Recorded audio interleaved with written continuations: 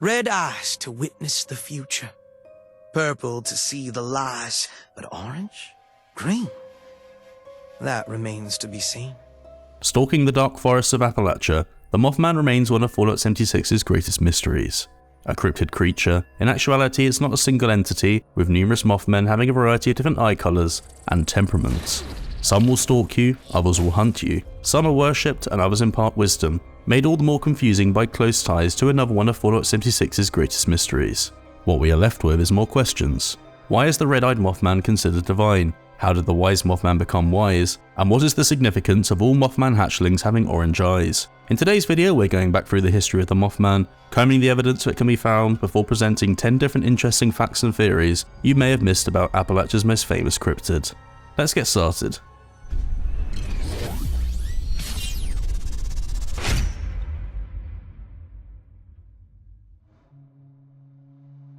For many of Appalachia's cryptids we can discover a complete history of how they came to be. The Mothman's exact origins remain a bit of a mystery though.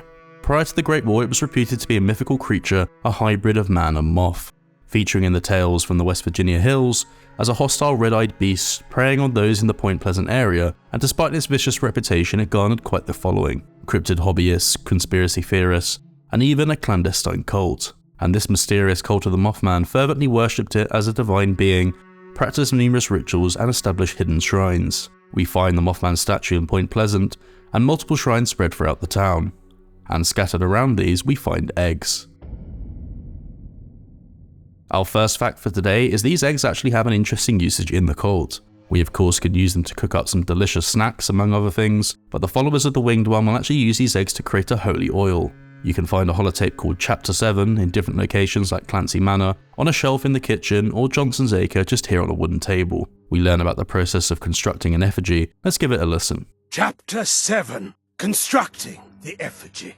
Anoint your sacred blade with the holy oil made from the Bright One's eggs, and use your blade to bless the effigy for use in your circle. A surprise perhaps, considering how deeply reverent the cultists seem to be of the Mothman. Another interesting detail about the Mothman eggs relates to the limited time event the Mothman Equinox, collecting perfect Mothman eggs from hostile cultist high priests while the event is active, and placing them here in the cradle of the Pretenders will actually replace the vengeful Mothmen which spawn in the event with Mothman hatchlings during the defense phase. Another interesting use for these eggs is if you need raw crimson flux, then nuking an area with them present will actually see them mutate into ionized cackleberries. Let's move on now to the next stage of the Mothman we can meet in daily ops, the Mothman hatchling.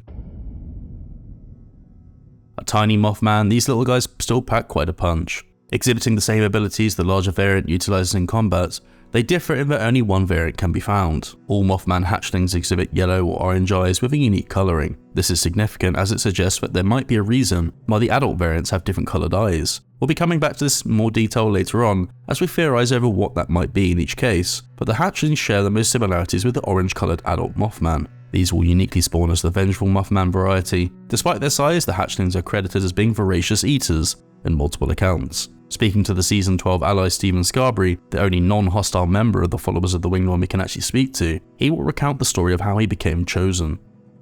I would not know, for you see I did not join. I was chosen, specifically selected by the Holy One himself. With an intelligent speech check you can point out that it seems like he was actually placed there as food for the Mothman's children. Don't be ridiculous. We are all his children, and we would never resort to cannibalism. Unless you mean food for thought, in which case, yes, I aim to feed the minds of my kin. What an interesting way of phrasing it. He doesn't buy it, of course, steadfast in his devotion to the red-eyed Holy Mothman. Turning our attention to the purple-eyed Wise Mothman, worshipped by the enlightened, we can learn about another story involving hatchlings. The non-hostile Wise Mothman can be met one of two ways currently in Fallout 76. Completing the public event Path to Enlightenment at the Landview Lighthouse will grant an audience with the creature, and conversely, completing the limited time event Mothman Equinox will also summon it at the end. The second method also gives you the opportunity to speak to its cult, the Enlightened, and they have a lot to say about it. The Wise Mothman is a single entity, though immeasurable in power with knowledge beyond the age of man. He is but mortal nonetheless. The red-eyed pretenders are wild animals. That was Interpreter Clarence speaking, and the biggest difference between the two cults is the apparent acceptance that this Mothman at least is not a deity. And more than that, speaking to another member, observer Johanna, she has quite an interesting story to tell. My brother Yella, he tried to clone him, you know. So foolish. His wisdom was not his at birth. The little ones, they eat poor Yella. So, firstly, her brother Yella tried to clone the Wise Mothman. Plenty of questions off the back of that, which currently we don't have answers to, but how a member of the Enlightened would be able to clone anything is very interesting. But of course, secondly, he was foolish enough, she says, as his wisdom was not at his birth, and the Hatchlings actually ate him. Confirming then that, like the Hatchlings we find, something must have happened that made this Mothman wise. More on what I think that might be later on, but now let's hear what Stephen Scarberry thinks. What is this? A lilac glow? Surely you are not walking under the light of the false prophet. As a member of the opposing cult, Stephen doesn't think much of the Wise Mothman at all. He's decidedly uninspired when we regale him with our stories of the equinox. I can summon a stray dog with a piece of meat. That does not make it a holy being.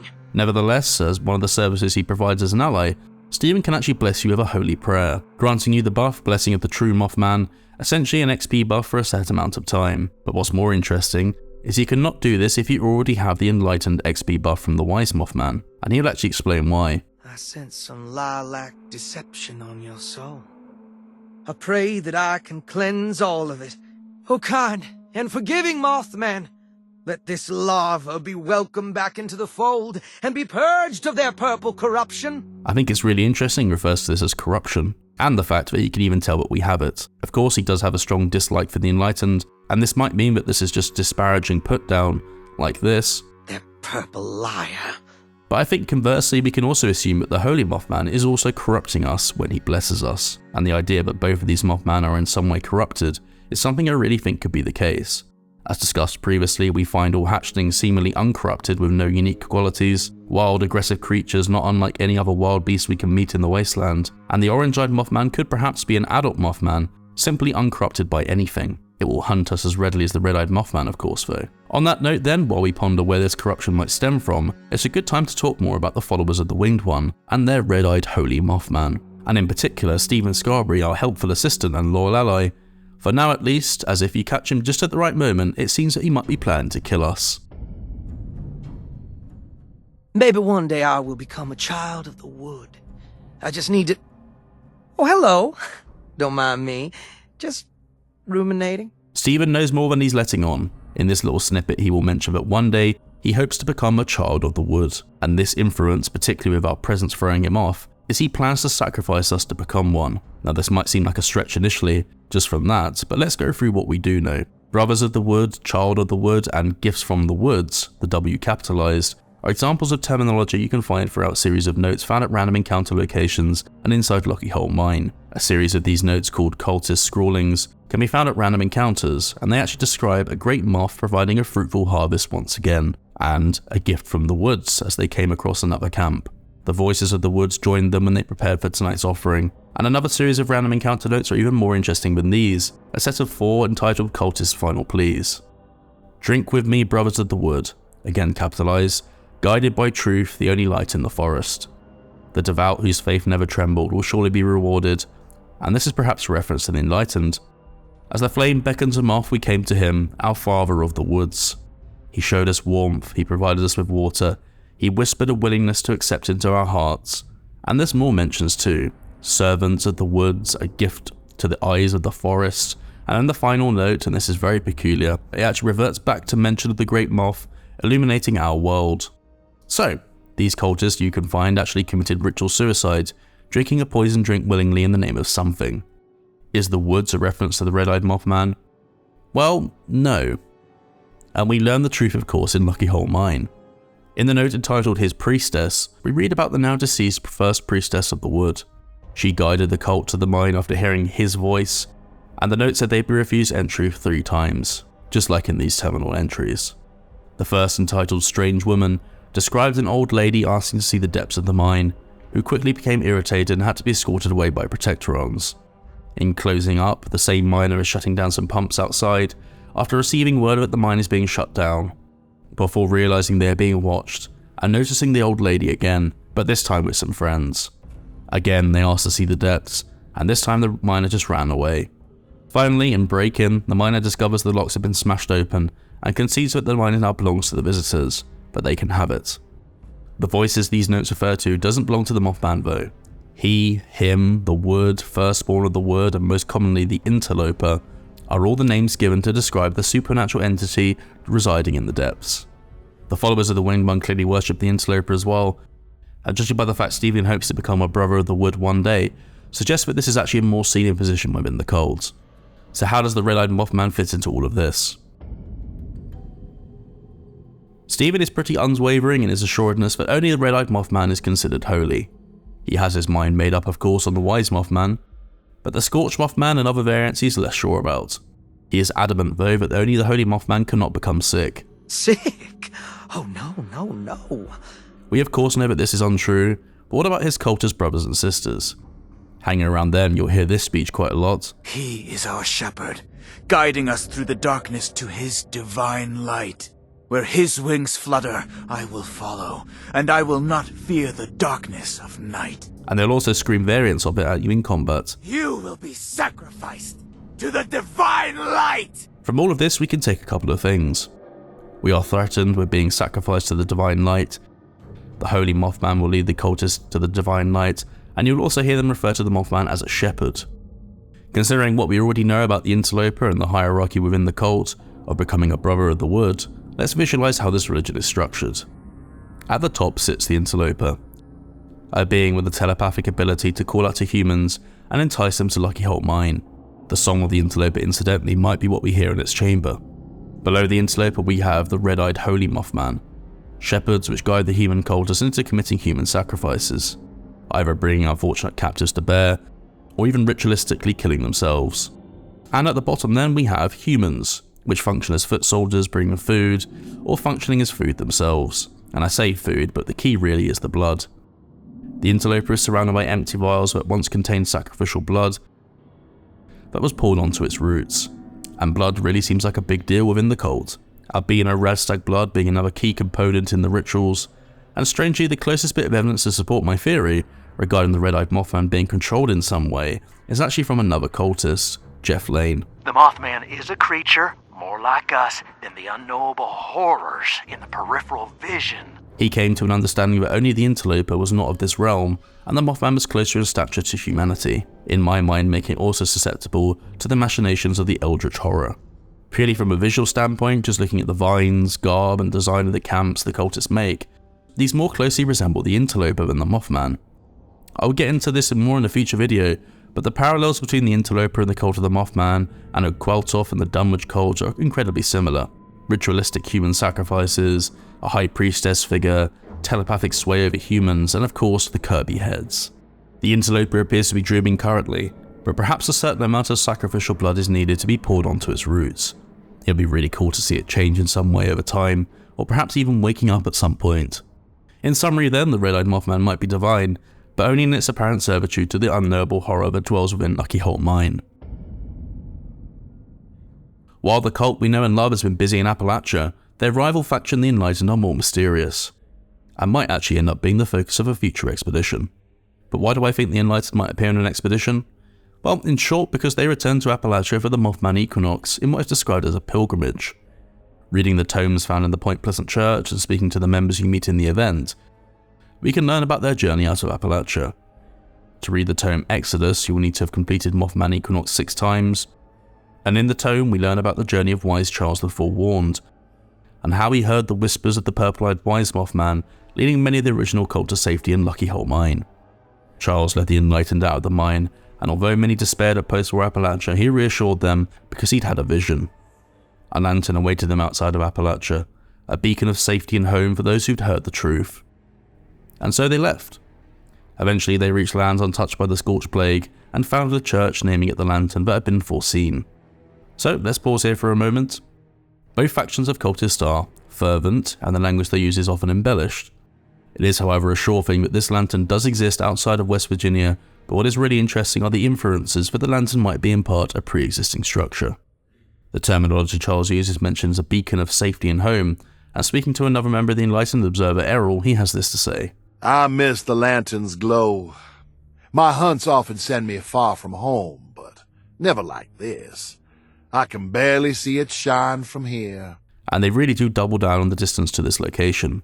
Interpreter Clarence will also state this. We have ventured from our place of study, the lantern, far from here. During the time of the equinox, myself and a group of observers make the perilous trip to the Wise One's homeland. So, will we ever get to see this lantern in game? I certainly hope so, considering all the references to it. Of course, we only know about the Enlightened because they travel back for the equinox. And what they do during that is actually very bizarre. Progressing through the equinox event and listening to what Clarence and the observers are saying, you'll begin to notice that although this cult isn't as aggressive towards us as the followers of the Winged One, they are really odd, sinister even. Clarence will make multiple references to the dust giving us some of the observers' visions, as well as encouraging them to let the dust and fumes fill them. Let the dust and flames and fumes fill you. Let it soak into your throats. Let it show you the truth. But now let's listen to each observer and see how they respond. I see. Oh, I see. I am thankful for what I've been shown. My hunger will be satiated soon. That was the resident cannibal Errol, and the dust has apparently shown him his next meal. Johanna next. The dust. How I miss the dust. Enter into my lungs. Pretty dust. And finally Marlon. I am breathing it in. I am. Stop smothering me. And this is just a taste of the bizarre interactions you can have with each member. Clarence will tell you that they all hope to reach the rank of Wise one day, and Charles has already achieved this rank, and for his troubles, he's in a completely different world. Are you going to try to speak to him, are you? Well, you may try, but his mind is on another plane, beyond our own. So whatever this moth dust is, it seems like too much of it can be harmful. And yet, they strive to be present at more equinoxes to breathe in more dust. To be honest, this dust is most likely the neurotoxic dust you can actually find occasionally on a dead Mothman.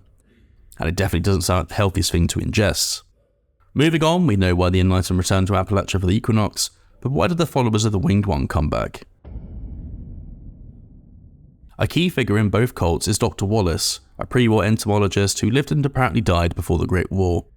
Wallace wrote his doctoral thesis on the moths of the Appalachian region, and the Enlightened mention him in their tome on the Thesis of Wallace, where the author Wise Mothman the Bearded discusses the irony that their rivals, the followers of the Winged One, have clamoured and scrabbled for the writings of those who, like us, study the physical reality of the Mothman. And he kind of does have a point, because the Enlightened concede that the Wise Mothman isn't a god, but the dim ones do worship the Holy Mothman. So these texts supposedly study the physical reality of moths of the region, and Wise Mothman is definitely correct about their interest in it. If you have a look around the Kanawha County Church, you can actually find a note upstairs in the corner. Giving it a read, the author is inviting a cultist named Roland to join them there, and they believe that the mausoleum contains the remains of Wallace and the answers they seek. They believe that his thesis papers are buried with him in the cemetery. Finishing up, the author believes Roland's presence will actually really help expand their reach, and there's a couple of things to unpack here. Perhaps this Roland is high up within the cult, as currently we don't meet many living named members of the followers of the Winged One, particularly leadership figures if they have them.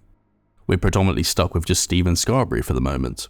Returning to the Enlightened's tome, it's interesting that Wise Mothman mentions that the thesis papers are actually probably still in the libraries of the institution which granted Dr. Wallace's degree.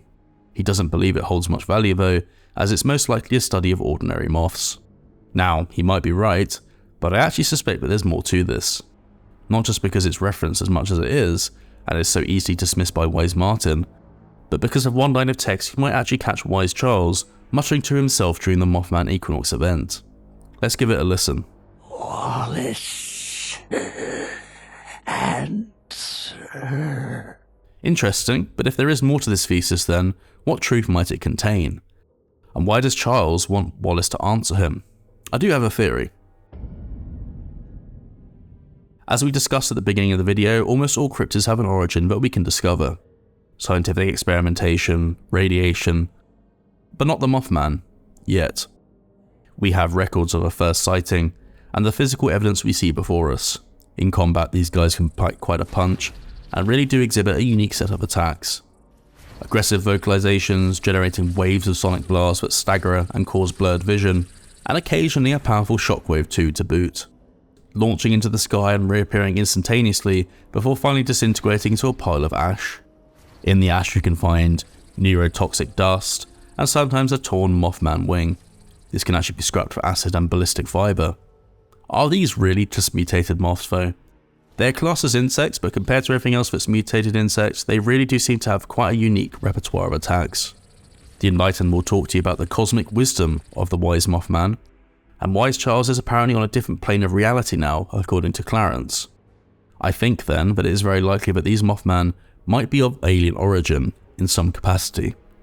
Going through each variant now, here's what I think currently. The easiest to tick off is actually the green-eyed Mothman variants, the glowing and the scorched. Green signifying it is highly irradiated, like with most other glowing enemies. Yellow or orange-eyed hatchlings are completely uncorrupted, wild creatures that will readily eat anything within reach. Orange is trickier, but currently I also think this could represent an uncorrupted creature, as it has no place within the teachings of the two existing cults. Finally, we have the red-eyed Holy Mothman and the purple-eyed Wise Mothman. As we discussed, its place within the followers of the Winged One's religion and its hostility towards us, I think signified that the red-eyed variants are being influenced by the interloper. And that leaves the purple-eyed Wise Mothman, a being credited with cosmic wisdom and a friendlier disposition towards us. Speaking to Stephen Scarberry, he has this to say on the matter. I once saw a dark purple glow of the false prophet. He who is without wings and floats by false lilac flames.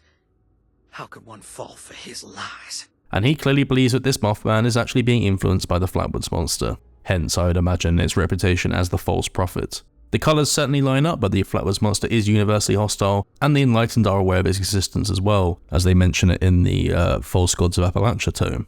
Another theory, which I think holds more weight potentially, and a massive shout out to Lux from the Data Mining Discord for suggesting this to me, is the Visitor. The Visitor is the now deceased alien entity found within the deep. Visually, it appears to be very similar to the Interloper, but I think the naming of these two and the fact that it's dead actually has some interesting implications. The name of both of these creatures tells us a bit more about them. Interloper means something that doesn't belong, and definitely has a more threatening connotation.